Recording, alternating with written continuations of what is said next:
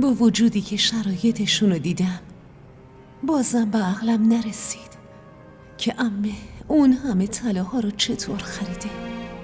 بابا اینا رو ببین. این خیلی خوشگله. توی دستای دخترم خوشگلترم میشه.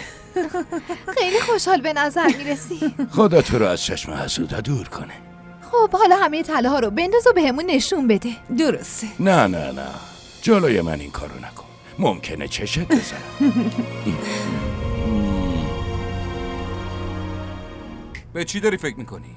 جونت در اومد طلاهاتو بدی؟ نه اینطوری نیست. زن برای شوهرش حتی از جونش هم میگذره، اما تو برای یه سرویس طلا داری خودتو میکشی.